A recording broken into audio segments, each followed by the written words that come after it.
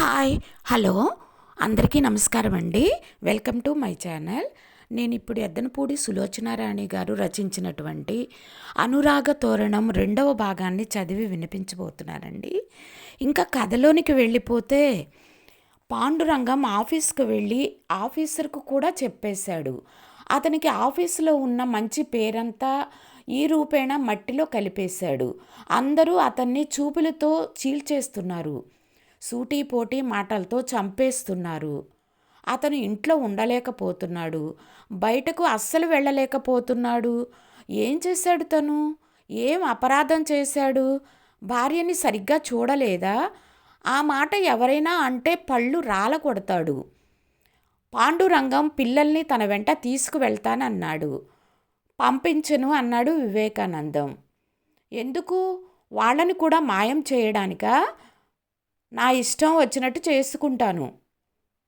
వాళ్ళు నా పిల్లలు, అడగటానికి నువ్వెవరు? రెచ్చిపోతూ అన్నాడు వివేకానంద. నువ్వు పైకి పెద్ద మనిషిలా కనిపిస్తావు, తడిగుడ్డతో గొంతులు కోసే రకానివి. అది ప్రపంచానికి తెలియదు. ఇంకొక నిమిషం నా కళ్ళెదుట ఉంటే నిన్ను చంపేస్తాను. వివేకానంద అరిచాడు. చంపుతావు చంపుతావు, నిన్ను జైల్లో తోయించి నీ ఉద్యోగం ఓడగొట్టించి ఆ పిల్లలను తీసుకువెళ్ళకపోతే చూడు. పాండురంగం పెద్ద పెద్ద అంగలేస్తూ వెళ్ళిపోయాడు. పని మనిషి రానని కబురు చేసింది. ఇల్లంతా అడవిలా ఉంది. అతనికి పిచ్చాసుపత్రిలో ఉన్నట్టుగా ఉంది. పగలంతా అతనికి కోపంతో ఆవేశంతో గడిచిపోతున్నా రాత్రిపూట లక్ష్మి గుర్తుకు వస్తే ఏడుపు వస్తోంది. ఏం తప్పు చేశాడు తను? అతనికి అర్థం కావటం లేదు. ఇంకా ఇంకా కోపం వస్తుంది. మన్నాడు పక్కింటి ఆయనతో పాండురంగం కబురు చేశాడు. లక్ష్మి ఈ ఊళ్ళోనే ఉందట. లాయరు జయలక్ష్మి గారింట్లో ఉందట. డైవర్స్ తీసుకోవడానికి సిద్ధంగా ఉందట. లాయర్ గారి ఇంటికి వస్తే డైవర్స్ గురించి మాట్లాడి చూద్దాము అని చెప్పాడు. డైవర్స్ అనే మాట నాతో మాట్లాడితే ఇంకా ఊరుకునేది లేదు. వివేకానందకి మనసు బగ్గుమంది. నేనెక్కడికి రాను. కావలసిన కాగితాలు పంపిస్తే సంతకం చేస్తాను. తను కూడా లాయర్ని సంప్రదించాడు. లాయరు అతనికి మిత్రుడు. అంతా విని నీకేమైనా పిచ్చా అన్నాడు. నాకు కాదు, ఆవిడికి. నేను సంపాదిస్తుంటే పని పాట లేకుండా తిని కూర్చుని చేసిన పని ఇది. మీరిద్దరూ ఒకసారి మాట్లాడుకోండి. నాకు అవసరం లేదు. ఆవిడ మాట్లాడతానంటే నాకు అభ్యంతరం లేదు. కానీ నేను ఎక్కడికి రాను. ఆవిడే నా దగ్గరికి రావాలి. సరే, మీ ఇంటికి వచ్చే ఏర్పాటు చేస్తాను అని వివేకానందం వెళ్ళిపోయాడు. ఆ సాయంత్రం లాయరు వచ్చాడు. ఆనందు, ఆవిడ ఇక్కడికి రాదట. ఏం? నువ్వు తన గడప ఎగ్గవద్దని అన్నగారికి రాసిన ఉత్తరంలో చూసిందట. ఆనంద్ కోపం ఇంకా ఎక్కువయింది. సరే, మా ఇంటికి అయితే వస్తుందట. నువ్వు కూడా రా. నేను రాను. మొండిగా మాట్లాడకు. విడాకులంటే తమాషా అనుకోకు. నీ జీవితంలో ఆమెకి కొంత ఇవ్వాల్సి వస్తుంది. అలాగే పారేస్తాను. బిచ్చగాళ్ళకి వేయడంలో ముష్టి. ఆనందు, నువ్వింత పరుషంగా మాట్లాడితే ఎలా? నా బాధ మీకు తెలియదులేండి. ఒక స్నేహితుడిగా చెబుతున్నాను. నా ఈ ఒక్క మాట విను. సాయంత్రం రా, ఆవిడని పిలుస్తాను. ఆవిడకి నువ్వేం తక్కువ చేశావో అడుగు. ఆవిడ మాటల్లోంచి మనం మంచి మంచి పాయింట్లను లాక్కుందాం. అది మనకి చాలా ఉపయోగపడుతుంది. అట్లా అయితే వస్తాలే. సరిగ్గా 6 గంటలకి. మర్చిపోనులే. సరిగ్గా 6 గంటలు కొడుతుండగా ఆనంద్ లాయర్ గారింటికి వెళ్ళాడు. లాయర్ గారు ఒక్కరే కూర్చుని ఉన్నారు. కూర్చో, ఆవిడ వచ్చింది, లోపల గదిలో ఉంది, పంపిస్తాను. ఆయన లేచి లోపలికి వెళ్ళాడు. 10 నిమిషాలు అయింది. ఈ 10 నిమిషాల్లో ఆనంద్కి లక్ష్మి వెళ్ళటం మూలంగా ఇంట్లో బయట తను పొందిన అవమానాలు అన్నీ గుర్తుకు వచ్చాయి. అతని రక్తం వేడెక్కింది. అది లావాలా కొతకొతలాడసాగింది. అతని శరీరం, మనసు క్రోధపు పొగలు సెగలు విరజిమ్ముతున్నాయి. అతను బ్రద్దలవడానికి సిద్ధంగా ఉన్న అగ్నిపర్వతంలా ఉన్నాడు. కుర్చీలో కూర్చోలేనట్టు గదిలో లేచి ప్రచారాలు ప్రారంభించాడు. చీర రెపరెప వినిపించింది. పాదాల అలికిడి అయ్యింది. అతను తిరిగి చూశాడు. లక్ష్మి గదిలోకి వచ్చి నిలబడింది. అతను ఆమెకు ఎదురుగా వచ్చి నిలబడ్డాడు. లాయరు గారు లక్ష్మి ముందు ఆవేశపడవద్దని, నేర్పుతో ఆమెతో వాదనకి దిగి ఆమె నుంచి అన్ని విషయాలు రాబట్టమని ముందే అన్నీ చెప్పి ఉంచాడు. కానీ ఈ క్షణంలో లక్ష్మిని చూస్తుంటే అవేమీ గుర్తుకు రావటం లేదు. తను పడ్డ అవస్థ అంతా గుర్తుకు వస్తుంది. కళ్ళలో నిప్పులు రాలుస్తున్నట్టు చూశాడు. పళ్ళు బిగబట్టాడు. అతని కుడి చేతిలోని అతని ఒంట్లో ఉన్న శక్తి అంతా వచ్చింది. ఈడ్చి లక్ష్మి చెంప మీద ఎడాపెడా కొట్టాడు. లక్ష్మి తూలినట్టుగా 2 అడుగులకు పక్కకు వెళ్ళింది. కళ్ళు తిరిగాయి. అక్కడున్న బీరువాని పట్టుకొని ఆపుకుంది. మరుక్షణంలో దానికి ముఖాన్ని చేర్చి ఏడవసాగింది. ఆ ఏడుపు భయంకరంగా ఉంది. ఎడం చేత్తో లక్ష్మి జడని గుప్పెట నిండా పట్టుకొని తల బలవంతంగా వెనక్కి వంచేలా చేశాడు. మరోసారి కొట్టడానికి చెయ్యెత్తాడు. కానీ లక్ష్మి ముఖం చూసేసరికి అతని చేతిలో శక్తి అంతా హరించుకుపోయినట్టుగా అయింది. వారం రోజుల్లో మనిషి ఇంతలా చిక్కిపోవటం ఎలా సాధ్యపడుతుంది? చెంపల దగ్గర ఆ నునుపు అంతా ఏమైపోయింది? ఏడుస్తున్న ఆమె మొహంలో అహం లేదు, అభిమానం లేదు, చిన్న పిల్లలా ఉంది. లక్ష్మి అతని చేతి నుంచి విడిపించుకోవాలని చూడలేదు, వదిలించుకోవాలని చూడలేదు. అలాగే నిలబడి ఉంది. హఠాత్తుగా అతని ఆగ్రహం అంతా మంచు తెరలా విడిపోయినట్టుగా మాయమయ్యింది. ఆ క్షణంలో అతనేం చేస్తున్నాడో అతనికే తెలియలేదు. లక్ష్మిని అతని చేతులతో దగ్గరకు లాక్కున్నాడు. బలంగా గుండెలకు హత్తుకున్నాడు. అతడేం మాట్లాడలేదు. కారణం, అతని గొంతు దుఃఖంతో పూడుకుపోయింది. అతను కనురెప్పలు నీళ్లతో బరువెక్కాయి. నేనేం తప్పు చేశానని ఇలా వెళ్ళిపోయావు లక్ష్మి? ఎంతో ప్రయత్నం మీద గాద్గదికంగా అడిగాడు. లక్ష్మి మాట్లాడలేదు. మాట్లాడవేం? నేనేం తప్పు చేశాను? నీకేం లోటు చేశాను?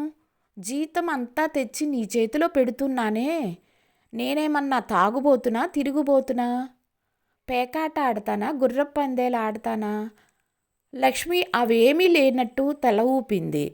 మరెందుకు వెళ్ళిపోయావు? మీరు నన్ను పని పాట లేదని మాటిమాటికి అంటుంటారు. నేను ఇంట్లో పని చేయటం లేదా? ఒక్క క్షణం ఊరికే ఉంటానా? నేను డబ్బు సంపాదించటం లేదనేగా మీకు అలుసు? నువ్వు వట్టి ఈడియట్వి. అదుగో అదే అంటే నిజంగా ఈడియట్వనా? నిన్ను నేను అలా భావిస్తే నేనే ఒక పెద్ద ఈడియట్ని అవుతాను. మరి మాటిమాటికి ఎందుకలా అంటారు? నాకు చికాగ్గా ఉంటుంది. ఆఫీసులో ఏవేవో గొడవలు ఉంటాయి. వాటితో నా మనసంతా పాడవుతుంది. నేను కాస్త తిట్టగానే నువ్వెందుకు ముఖం మార్చుకోవాలి? నేను నీకు చీరలు, నగలు కొనటం లేదా? నీ పుస్తకాలకి నాకెంత ఖర్చు అవుతుంది చెప్పు? అదుగో సరే సరే, పుస్తకాల మాట ఎత్తను. నగలు, చీరలు ఇస్తే సరిపోతుందా? భార్యని విలువగా చూడనక్కర్లేదా? విలువగా చూడటం అంటే ఇంకేం చేయాలి? మర్యాదగా మాట్లాడాలి. పరాయి వాళ్ళతో మాట్లాడినట్టు అన్నమాట. అయితే ఇక భార్య అంటే ఉన్న ప్రత్యేక చనువు ఏమిటి? చనువు అంటే తిట్లా? అవి తిట్లా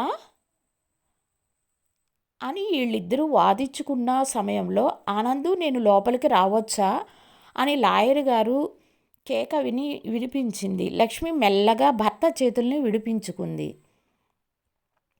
ఏమైనా మీ ఇద్దరి మధ్య అభిప్రాయ భేదం ఎందుకు వచ్చిందో తెలిసిందా? ఆయన వచ్చి తన కుర్చీలో కూర్చుంటూ అడిగారు. నేను ఈవిడ గారిని తిడతానుట. అసలు పెళ్ళవగానే మేము ఉద్యోగరీత్యా ఇక్కడ విడిగా కాపురం పెట్టుకోవటంతో నా విలువ బొత్తిగా తెలియకుండా పోయింది లక్ష్మికి. కొద్ది రోజులు మా అమ్మా నాన్నల దగ్గర ఉండాల్సింది. మా నాన్న మా అమ్మని తిట్టే తిట్లు వింటే తిట్టినంత మాత్రాన ప్రేమ లేనట్లేనా? అలాంటి ప్రేమ నాకు అవసరం లేదు. మా అన్నయ్య ఇంకో అమ్మాయిని పెట్టుకొని ఎప్పుడూ అక్కడే ఉంటాడు. కానీ మా వదిన ఏమీ అనదు. అలాంటి మొగుడుని నేను క్షణం కూడా భరించను.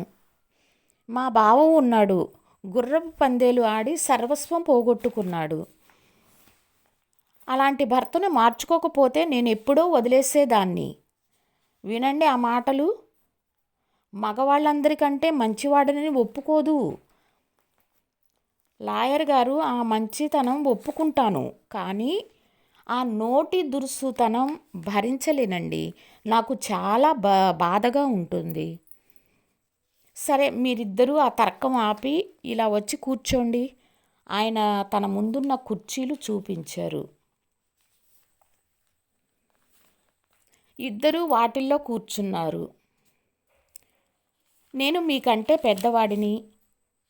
వృత్తిరీత్యా ప్రపంచం చూసిన అనుభవంతో మాట్లాడుతున్నాను. మీకు 2 మాటలు చెప్తాను. అవి విన్న తర్వాత మీరు మంచి చెడులు ఆలోచించుకొని మీ భవిష్యత్తు నిర్ణయం తీసుకుందురు. కానీ మీకు మీ వ్యక్తిత్వాల్లో అభిప్రాయ భేదం రావడానికి కారణం, లక్ష్మి ఇంట్లోంచి వెళ్ళిపోవడానికి కారణం మీ ఇద్దరి మధ్య సమన్వయం లేకపోవటమే. ఆనంద్ ఏదో చెప్పబోతుంటే లాయర్ గారు వారించారు. ముందు నేను చెప్పేది వినండి, తర్వాత మీరు మాట్లాడుదురు కానీ అని చెప్పి మళ్ళీ చెప్పటం మొదలుపెట్టారు. ఇప్పుడు మీరిద్దరూ ఉన్నారు. పెళ్లి చేసుకుని సుఖంగా ఉన్నారు. 2 పిల్లలు కూడా పుట్టారు. మీకు వచ్చిన బాధల్లా ఒకరంటే ఒకరికి మన్నన లేకపోవడం. ఆనందు, నీ భార్య కానీ ఇదివరకటి తరం అంటే మీ అమ్మ తరం లాంటి మనిషి కాదు లక్ష్మి. చదువుకుంది, ఇల్లు చక్కగా దిద్దుకుంటూ పిల్లల్ని చూసుకుంటుంది. పిల్లల్ని క్రమశిక్షణలో పెంచే తెలివితేటలున్నాయి. తను భర్త దగ్గర నుంచి అనురాగం, ఆప్యాయత పొందాలనుకుంటుంది. మీ అమ్మ తరం లాంటి వాళ్ళు మొగుళ్ళంటే మహారాజులు అనుకునేవాళ్ళు. నీ భార్య అలాంటి తరం కాదు. నువ్వు ఆఫీసు నుండి వచ్చేటప్పటికి కడిగిన ముత్యంలా నీకోసం ఎదురు చూస్తుందనుకో. ఆఫీసులో విసిగిపోయిన నీకు ఆమె నీ కళ్ళకి ఏం పని పాట లేకుండా సుఖంగా ఎంజాయ్ చేస్తుందని, నువ్వేదో కష్టపడిపోతున్నావన్న భావన వచ్చి ఆ చిరాకు రెట్టింపు అవుతుంది. ఆ చిరాకు చూసి, ఛీ ఇదేమిటి, ఈ విదిలింపుల కోసమా నేను ఇంతసేపు ఆయన కోసం ఎదురు చూసింది అనుకుంటుంది లక్ష్మి. నువ్వు ఆమెకి చీరలు నగలు కొనిపెడుతున్నావని అనుకుంటున్నావు. అదేమంత గొప్పదేం కాదు. ఆవిడ ఇంటి పనంతా చేస్తుంది. నీకు అన్ని వేళలా అన్నీ అమర్చి పెడుతుంది కదా. నువ్వెందుకు ఆమెని అంత హీనంగా చూడటం? నువ్వు ఆఫీసుకి, పిల్లలు స్కూల్కి వెళ్ళిపోతే ఆమెకి కాలక్షేపం కోసం పుస్తకాలు చదువుకుంటూ ఉంటుంది. ఆమె క్లబ్బులకి, హోటల్కి తిరగట్లేదు కదా. ఆవిడకి కాస్త అభిమానం ఎక్కువ. నువ్వు దానిని గుర్తించాలి. ఇప్పటి ఆడపిల్లల వ్యక్తిత్వాలు వేరని ఇదివరకే చెప్పాను కదా. వాళ్ళు స్త్రీ జీవితం అంటే భర్త పంచనే పడి ఉండాలనే మూఢనమ్మకాలు వాళ్ళకి లేవు. నువ్వు నీ భార్య చేస్తున్న పనికి పని మనిషిని పెట్టుకుంటే ఆ పని ఖరీదు ఎంతో తెలుస్తుంది. ఆఫీసులో నువ్వెంత చాకరీ చేస్తున్నావో ఆమె కూడా పిల్లలతో, పని మనిషితో, పాలవాడితో చికాకులు భరిస్తూనే ఉంటుంది. ఆనంద్ వింటూ ఉన్నాడు. లాయర్ గారు లక్ష్మి వైపు తిరిగి, లక్ష్మి, నువ్వు కూడా కొన్ని తెలుసుకోవాలి. మగవాళ్ళకి ఇదివరకటి కంటే జీవితంలో సమస్యలు ఎక్కువైనాయి. ముఖ్యంగా ఈ సిటీ జీవితాల్లో దేనికో దానికి వర్రీ ఉంటూనే ఉంటుంది. సాయంత్రం అతను తిరిగి వచ్చేసరికి ఉన్న కాస్త ఓపిక నశించి ఏదో దురుసుగా ఏవైనా అన్నాడే అనుకో. నువ్వు అప్పటికి ఊరుకొని తర్వాత అతన్ని నిలదీస్తే వెంటనే సారీ చెబుతాడు కదా. నువ్వు అతడిని అర్థం చేసుకోవడం, లాలించటం, సేదతీర్చటం నేర్చుకోవాలి. పరస్పర అవగాహనతో సుఖంగా, శాంతంగా ఉండటం నేర్చుకోవాలి. మీ ఇద్దరి మధ్య అనురాగ తోరణం ఉండాలి. నువ్వు అతని దగ్గర నుండి వచ్చేస్తావు. వచ్చి ఏం చేస్తావు? ఏదైనా ఉద్యోగం చూసుకుంటావు. దానిలో మాత్రం బాదరబందీలు ఉండవంటావా? నీ పిల్లల భవిష్యత్తు ఏమిటి? ఇవన్నీ ఆలోచించావా? అలాగని అతనికి ఒదిగి ఉండమని నేను అనడం లేదు. ఎక్కడ ఉండే సమస్యలు అక్కడే ఉంటాయి. ఏమంటావు? లక్ష్మి నిజమేనన్నట్లు తల ఊపింది. లాయర్ గారు ఇద్దరి వంక చూశారు. ఇప్పుడు చెప్పండి, డైవర్స్ తీసుకుంటారా? నాకు అవసరం లేదు. ఆవిడకి కావాలంటే నాకేమీ అభ్యంతరం లేదు అన్నాడు వివేకానంద. నేనేమి కావాలని కోరుకోవటం లేదు అన్ని ముక్కు చీదుతూ లక్ష్మి. అయితే నీ భర్త ఇంటికి వెళ్తావా? రమ్మంటే వెళ్తాను. నేను చచ్చినా రమ్మనమన్ను.